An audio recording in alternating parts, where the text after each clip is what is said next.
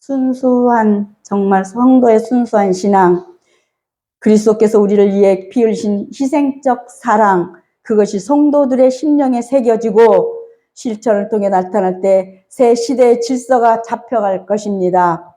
서로 사랑하고 봉사하고 서로 사랑 안에서 용납하며 서로 그리스도의 사랑을 전파하는 데 헌신하는 진정한 지체들이 되십시다. 저는 늘 말하지 않습니까? 내 안에서 먼저 천국이 이루어져야 다른 사람의 천국이 이루어진다고. 내가 천국에 이르기 전에 내 안에서 먼저 천국이 이루어져야 한다고 찰스 스탠이라는 사람도 그렇게 말을 했습니다. 주님께서 표적을 구하는 바리새인들을 책망하시고 제자들에게 바리새인들과 바로 헤롯의 누룩을 주의하라고 말씀을 하셨습니다. 또한 제자들에게 눈이 있어도 보지 못하고 귀가 있어도 듣지 못한다고 경고하셨습니다. 표적을 보고도 깨닫지 못하고 다시 구한다는 것은 그만큼 영적으로 어두워졌기 때문입니다. 인간은 모두 주관적이고 하나님을 모르고 보이는 세상만 이렇게 알아서 세상에 맞춘 자기 나름대로의 주장이 가장 옳은 줄로 아는 교만이 있다는 것입니다. 교계에도 올바른 성경 해석법을 따르지 않는 제멋대로의 성경 해석이 지금 형행하면서 지금 대혼란이 일어나고 있고, 더구나 또 교회 밖에서 어떻습니까? 하나님을 전혀 알지 못하는 사람들이 교회를 향하여서 자기들식의 이론으로 공격을 하고 있는 시대가 됐습니다. 연약한 교인들에게 이것들이 누룩이 온 밀가루 반죽에 퍼지듯이 퍼져서 우리 얕은 귀에 그것들이 솔깃하여 마치 성경을 바르게 배우기도 전에, 알기도 모르면서 그런 배우기도 전에 그것들에 빠지는 자들이 있으니, 그들이 약간 아는 그런 성경 지식을 가지고 자기들의 논리에 보태서 잘못된 공격들을 추종하고 심지어 옹호하고 또 나아가서 기독교를 공격하는데, 그런 대열에 서서 끼기까지 해서 어떻게 해요? 끼게까지 되는 그런 비참한 현실이 지금 우리 눈앞에 전개되고 있습니다. 성경은 하나님과 하나님의 뜻을 인류에게 이렇게 전하기 위해서 성령의 감동하심을 받은 사람들의, 정말 그런 감동하심을 받은 그런 사람들이 받아 적도록 하신다고 베드로후서 1장 21절, 예언은 언제든지 사람의 뜻대로 된 것이 아니요 오직 성령의 감동하심을 받은 사람들이 하나님께 받아 말한 것이라고 적혀 있습니다. 귀중한 하나님의 말씀입니다. 이런 혼란을 막기 위하여 성경은 성경으로 해석해야 하는 등 몇 가지 중요한 이런 성경 해석의 원칙이 있는데, 이를 따라서 누룩처럼 퍼지는 그릇된 가르침이나 공격들을 잘 구별하고 우리는 방어해야 합니다. 예수님은 성도들에게 애적인 표적을 구하기보다 신앙의 기적을 체험하기를 원하십니다.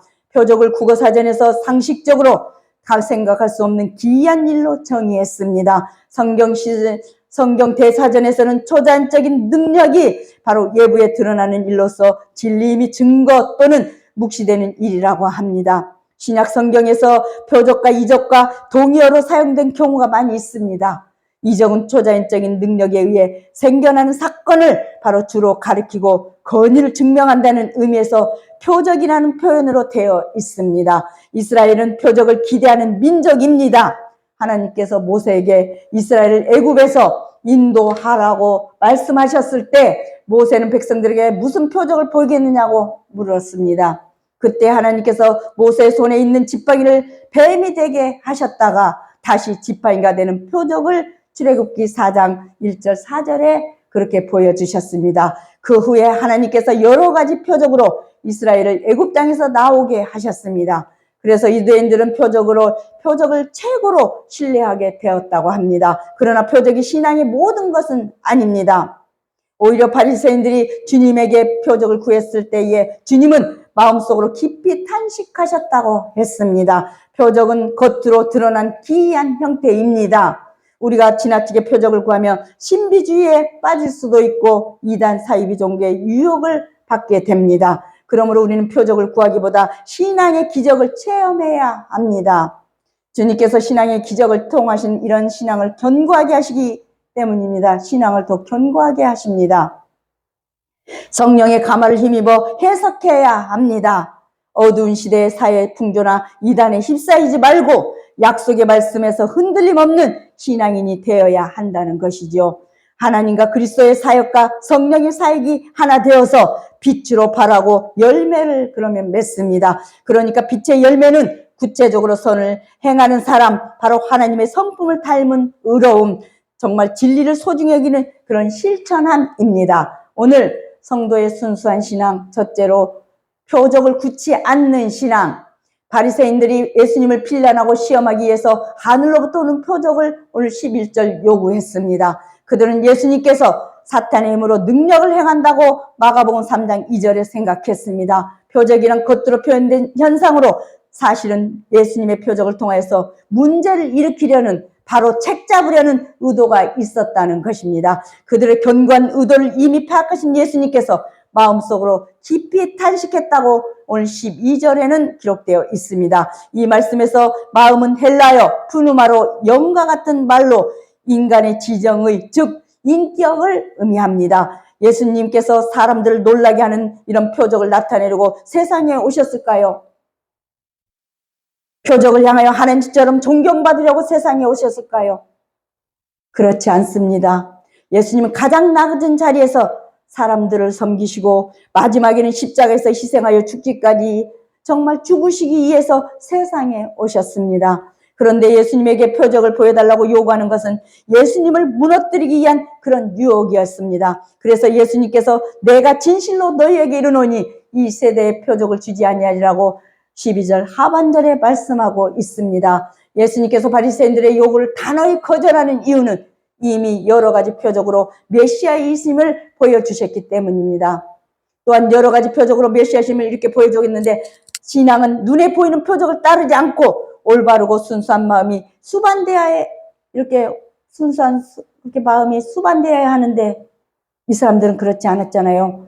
올바르고 순수한 마음이 수반되어야 하기 때문입니다. 오늘날에도 눈에 보이는 특별한 표적보다는 이렇게 순수한 마음의 신앙이 필요한 시대입니다. 주님은 하나님의 말씀이 육신이 되어서 우리 가운데 거하시는 하나님이시라고 요한복음 1장 4절 14절에 말씀하고 있습니다. 그가 비록 성부 하나님의 뜻에 순종하여 종으로서 사도행전 4장 30절 왔지만 온 인류의 죄값을 대신 치르기 위하여 오셨지만 그는 근본 하나님의 본체이시고, 아멘. 이 땅에 계실 때 주님의 하나님이신 사실을 보이신 것들이 바로 성경에 기록되어 있으니 성경을 통하여 주님을 바로 우리는 알아야 구원이 있다고 했습니다. 호세아 4장 6절에 성령을 받으면 그래서 증거가 따라옵니다. 표적이 나타납니다.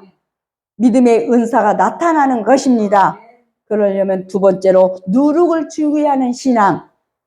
누룩은 발효된 가루를 반죽한 덩어리로서 조금 떼어난 조각으로서 빵을 발효시키는 효물을 말하는 것입니다. 소돔성이 멸망하기 직전에 롯은 두 천사에게 누룩이 들어가지 않은 무교병을 부어서 대접했다고 창세기 1장 19장 3절에 그렇게 기록되어 있습니다. 신약 신경에서도 누룩은 악 영향을 미치거나 또 부패를 상징하는 비유로 사용되었다고 했습니다. 바리새인들의 잘못된 가르침이나 이선적인 생활과 또 사두개인들의 그릇된 행동으로 신앙 공동체 이런 악 영향을 끼치는 그런 행위들이 누룩에 비유되었다고 마태복음 16장 6절에 기록되어 있습니다. 주님께서 제자들과 이렇게 배를 태우시고 갈릴리 바다를 건너가시다가 제자들이 떡을 가져올 것을 잊었다고 했습니다. 제자들이 배에 떡이 한 개밖에 없는 것을 고민하고 있을 때 주님께서 삼가 바리새인들의 누룩과 헤롯의 누룩을 주의하라고 오늘 15절 말씀하셨습니다. 누룩이 천국은 바로 비유하는 점진성과 학장의 성격을 묘사하는 좋은 의미로 사용되기도 했지만 마태복음 13장 33절에서는 바리새인들의 누룩이란 형식주의와 쓰는 사람마다 그래서 누룩이 달라지잖아요. 형식주의와 독성과 이설을 의미하고 있습니다. 특히 바리새인들의 누룩은 겉으로 부풀려 보이고자 하는 그들의 외식을 뜻하는 것입니다. 또한 헤롯의 누룩을 주의하라고 그렇게 말씀을 하셨는데, 권력에 이렇게 빌붙어서 세속적인 정권을 잡은 이런 사두개인들은 가까이 하지 말고 경계하라는 그런 말씀입니다. 성도가 순수한 신앙을 위해서 바리새인들과 같은 이런 이설을 버리고 사두개인들과 같은 그런 세속주의를 우리는 경계해야 한다는 것입니다. 헤롯이 가졌던 권력의 의욕도 경계해야 합니다. 예수님은 강렬한 이런 생명의 빛을 제자들의 마음에 이렇게 심어주고 계셨다고 했습니다. 예수님은 군중을 떠나 갈릴리 호수로 돌아오셨습니다. 그때 예수님 제자들에게 바리새인들의 누룩과 헤롯의 누룩을 주의하라고 경계하셨습니다. 유대인에게 누룩은 악의 상징입니다. 왜냐하면 유대인들은 발효와 부패를 동일시하고 있었기 때문입니다. 그러므로 우리 성도는 하나님의 사랑을 입은 자로서 사랑 가운데 거하고 사랑으로 행함으로 구원의 은총을 온전히 우리가 누려야 할 것입니다.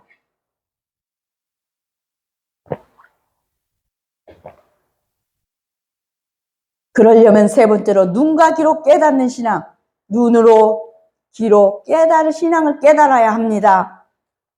사람이 이렇게 그렇게 말하잖아요. 우리 김종림 목사님께서 말씀하셨잖아요.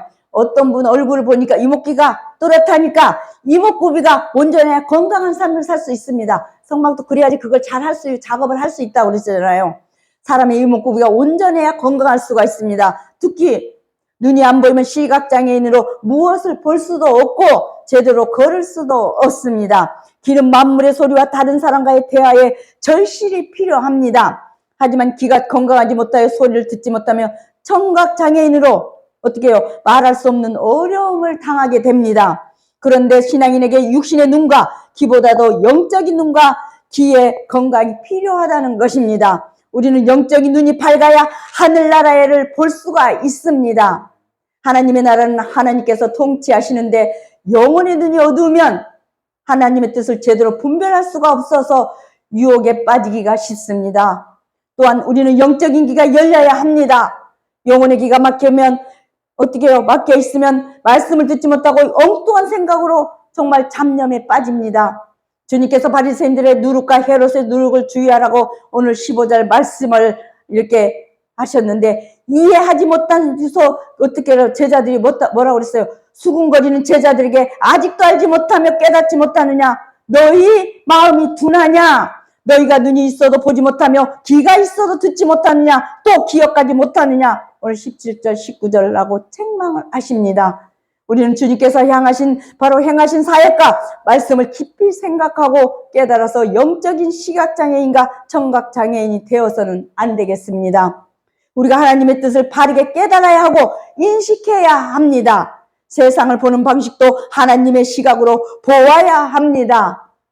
성경은 성령이 가르쳐 주셔야만 분별할 수 있고 깨달을 수 있다고 고린도전서 2장 13절 14절 말씀하셨습니다. 성령의 도우심을 간구하며 성경을 정말 올바르게 깨달아야 합니다. 온전히 순종함으로 성령 충만을 받을 수가 있습니다. 그런데 그렇게 될 때 우리 성도는 지혜 있는 자가 되어서 악을 능히 이기고 악을 멸하며 세월을 아끼고 어떻게 해요? 세월을 아끼고 복음을 증거하는 일에 마예진하게 될 것입니다. 그래서 시와 찬미와 신령한 노래로 하나님께 영광을 돌리게 될 것입니다. 즉 이는 하나님을 본받는 일이 되어서 어떻게 해요? 성도에게는 기쁨이요 하나님께는 영광이 되는 것임을 의미하는 것입니다. 오늘 마지막으로 그렇게 됐을 때 기적을 체험하는 신앙. 제자들은 예수님의 말씀에 떡에 대한 말씀으로 들었습니다. 그들은 식량이 부족함을 발견했기 때문에 그렇게 들었을 것입니다. 그리고 이런 상황에 대하여 누가 책임을 질 것인가를 의논하였습니다. 우리 인간은 상황이 좋아지는 경우에는 자기가 만들었다고 이렇게 자랑을 합니다. 그러나 어려운 상황으로 책임을 져야 할 때는 타인에게 책임을 전가하는 방법을 분준히 찾고 있습니다. 어찌 이 제자들만 그렇겠습니까? 저도 그렇습니다. 제자들은 믿음이 없기에 예수님의 기적을 보아도 정말 그 진가를 이해하지 못하였다고 했습니다. 믿음이 없이는 할 말씀을 이해할 수가 없습니다. 왜 제자들은 눈앞에서 일어난 사건을 이렇게 그런 사실을 보고도 그 진가를 깨닫지 못했을까요? 그것은 부정적인 시각을 가지고 사물을 보았기 때문입니다. 일하는 사람은 사물을 보고도 그 진가를 알 수 없기 때문에 곧 잊어버립니다. 지어줘도 모른다고 그러잖아요. 수많은 가르침과 이적을 보고도 깨닫지 못한 이 제자들의 모습을 통해 진리를 망각하지 않는 우리는 잊어버리지 않는 우리 성도가 되십시다. 우리 예수님께서 제자들이 눈이 있어도 보지 못하고 귀가 있어도 듣지 못하는 이런 영적인 무지를 책망하신 후에 그들이 직접 참여하고 목격했던 두 가지 사건을 오늘 상기시켜 주셨습니다. 첫째는 내가 떡 5개를 5,000명에 떼어줄 때에 조각 몇 바구니를 거두었느냐? 오늘 20절 물어보시니 제자들이 12인이라고 이렇게 대답을 하였습니다. 또한 둘째는 또 7개를 4,000명에 떼어줄 때에 조각 몇 강주를 거두었느냐고 또 20절라고 묻습니다. 이렇게 질문하시자 제자들이 7인이다라고 대답을 하였습니다. 주님이 이러한 대화는 놀랍고 획기적인 교육 방법입니다. 대화는 쌍방이 서로 모르는 사실을 주고받는 것이 아니라 아는 것을, 서로 잘 아는 사실을 나누는 것입니다. 주님께서 행하신 기적을 제자들이 실제로 목격하였습니다. 그런데 이미 다 알고 있는 이런 사실을 다시 질의응답하신 것은 제자들을 깨닫게 하시려는 주님의 특별한 교육 방법입니다. 우리도 얘기할 때 그럴 때 많이 있잖아요. 알면서 다시 확인하고. 그래서 주님께서 아직도 깨닫지 못하느냐, 이렇게 했는데도 깨닫지 못하느냐, 21절 다짐하십니다. 하나님께서 행하신다는 기적은 우리 주변에서 자주 발견할 수가 있습니다. 죄인인 우리가 하나님만 구원받는 것, 정말 하나님을 믿고 구원받는 것, 우리가 죽은 후에 천국에 가는 것, 우리가 날마다 자고 깨는 것, 우리가 먹는 음식물이 피와 이렇게 살이 되는 것 등등 모두가 기적입니다. 우리는 하나님께서 날마다 우리에게 이렇게 행하시는 기적을 체험하고 있습니다. 이 체험을 믿는 순수한 신앙을 하나님이 우리에게 이렇게 원하시는 것입니다. 수많은 가르침과 이적을 보고도 깨닫지 못한 이 제자들의 모습을 통해 진리를 망각하지 않는 우리 성도들이 되십시다. 이러한 일은 말세에 악이 더욱 큰 세력을 드러낼수록 요구되는 우리 성도의 태도라고 성경은 말을 하고 있습니다. 서로 돕고 서로 이해하고 복종함으로, 그러므로 또 순종함으로 또 기쁨을 얻고 그 기쁨을 우리가 또 배가시키는 그런 지혜를 바로 이 순간부터 실천하는 우리 성도들이 되십시다. 그래서 행하는 우리 성도가 되십시다. 기도하겠습니다. 하나님 감사합니다. 성령의 기도줄을 잡은 성도들이 이렇게 모였습니다. 성령의 기름 부음이 나타나게 하여 주옵소서. 믿음과 은혜를 넘치게 하시는 우리 아버지 하나님, 은혜를 받고 하나님을 더욱 사랑하게 하시고 믿음으로 진실하게 생활하도록 인도하여 주심도 감사를 드립니다.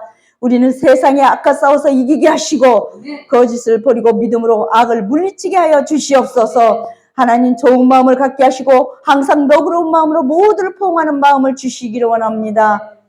우리는 절대 자기의 믿음을 자랑하지 말게 하시고 언제나 부족한 사람이라고 인정하고 낮은 자세를 갖도록 도와주시옵소서. 언제나 겸손한 삶을 기대하는 하나님 아버지, 우리는 사람들 앞에서 하나님의 거룩한 사람이라고 자랑하지 말게 하시고 항상 언제나 어디서나 겸손하게 우리 자신을 낮추고 다른 사람을 높이는 자세로 살아가게 하여 주시옵소서. 교회에 나오는 오늘 우리 성도들 어머니의 마음으로 포옹하는 마음을 주시옵소서. 우리는 예수님의 마음을 오늘도 본받아 사랑으로 희생을 차원하고 정말 늘 낮은 자리에서 나눔과 배려, 이해와 사랑으로 주님의 몸된 교회를 사랑과 평화가 넘치는 교회로 만들게, 믿음의 공동체로 만들게 하여 주시옵소서. 우리를 구원해 주신 예수 그리스도의 존귀하신 예수님의 이름으로 감사하며 기도드리옵나이다. 아멘. 아멘.